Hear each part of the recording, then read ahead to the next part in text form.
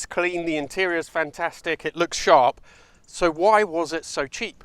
The engine note, the handling that you get from these, it's just, and less than you think to run. 1 year of ownership when you bought this second hand. Hello everybody, I'm Jack, welcome to number 27, and today I'm going to save you from the drudgery of having to drive a boring modern hatchback, and I'm going to show you why. You can buy one of these, this really stunning 997. It's going to cost you less than you think to buy and less than you think to run. My friend Stan bought this 997 for just £14,000. I bought the 997 because I was looking for a fast sort of 911 that I could use on the road rather than my standard, well, my 964 which I've got, which is sort of not standard and quite heavily modified. And I was looking for something I could use with the kids, take the wife out in it without her moaning about the seats being uncomfortable and being too noisy. Kids can get in the back, there's plenty of room for them, and it's still a 911. Now, would you rather be driving a Ford Fiesta, a Dacia Duster, a Skoda Fabia, or a lovely 997 like this? Because those cars are all actually a little bit more expensive than this. And even, let's go to another staple, a Toyota Corolla. That would cost you £10,000 more than this to buy. So the 997 was an evolution of the 996, which was the first water-cooled 911 that Porsche ever did. The 996 was criticised for a couple of things. It was really successful, but there was two main things. The first was the look. It looked a bit cheap, and the interior looked cheap as well, and it wasn't the best quality. The updated car, the 997, addressed those issues. The interior has some really nice material.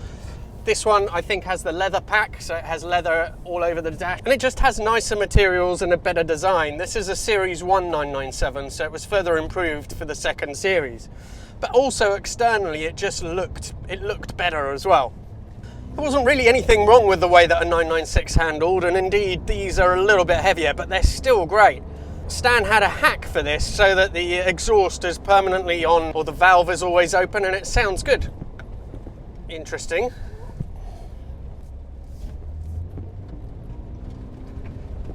Actually, not as bad as I thought. These 911s, they're not big cars, are they? This also reminds me, I used to do so much Porsche stuff, and I wanted to do a bit more Porsche stuff again because I haven't done it for so long. Having had the Ferrari and so on, it's nice to be back in a Porsche. I sold my 964 August the year, not this August, the year before, and do I miss it?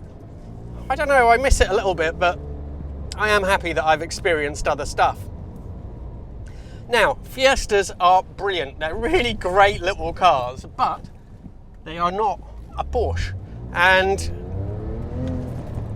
the engine note, the handling that you get from these, it's just on a different level. The performance and the feel. This still has a little bit of that analog feel. I know everybody always says the last 911 is this, the last 911 is that, and yes, it's true, there's the last air-cooled, there's the last sort of truly analog 911, which I think was this one, the 997 series. But they're a real pleasure to drive, these cars, and this one, although it is so cheap, it's nice.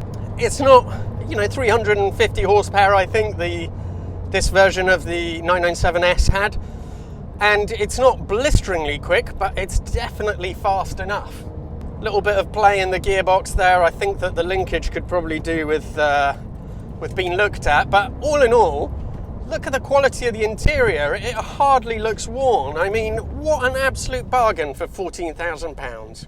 As an ownership proposition, this is obviously going to be more desirable than a Ford Fiesta.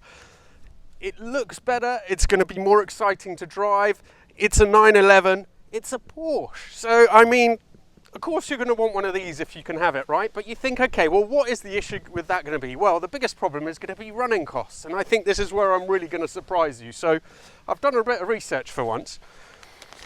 This car, as I mentioned, Stan bought for £14,000. There's a reason for that, and we'll talk about that later. But he got a fantastic deal, agreed. But you can pick up bargains like this if you wait and if you look for them. A standard Fiesta is £16,000, which I was shocked by. I didn't think they were so expensive. Actually, it's £16,400. So say you knock off £400 for a discount from a dealer, you're paying 16, this is 14. So already you're £2,000 up, but we'll set that aside for now. The Fiesta, you're looking at 10% depreciation in the first year, so that's £1,600 straight away. Depreciation on this? 0. Road tax, okay, there's a saving there because the Fiesta's £150 a year. This is going to be £330 a year. Servicing. Fiesta for a minor service is £150 and for a major service it's £250. And this is where you think, okay, well the Porsche is going to be completely way more than that. But really, a minor service at an independent for this car is £179. So yeah, a little bit more expensive, £30, but not much in it. In every 40,000 miles, you're going to be paying £445 for a service on this. So all in all, again, it is more expensive than the Fiesta, but not shockingly so. The last thing I think is fuel. So I've estimated that 5,000 miles in a Fiesta will cost you £833 in fuel right now. Doing the same mileage in this is going to cost roughly £1,456. So it's almost double. However, when you add up those amounts, the first year of ownership of your Fiesta, including the depreciation, will cost you £3,063. The first year of, well, it's not the first year, but yeah, 1 year of ownership when you bought this second hand will cost you £2,539. So about £500 cheaper than the Fiesta. I know that there is a bit of a caveat to that, and that is that when you're doing the service on the Fiesta, it's very unlikely they're going to do anything apart from the service. When you're doing the service to this, because it's an old car, you're going to have to change a few bits, so there might be suspension bushings and other bits and bobs.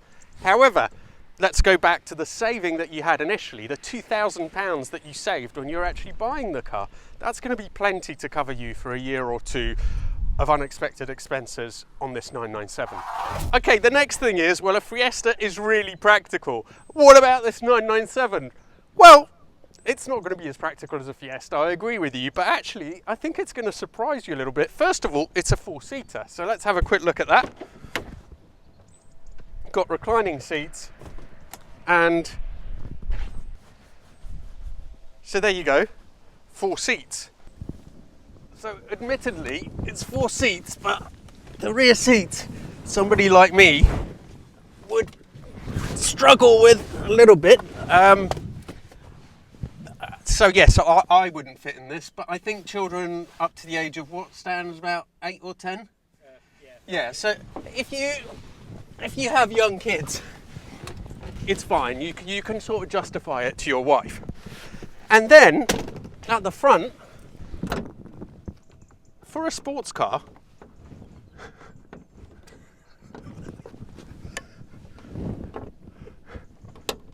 there we go.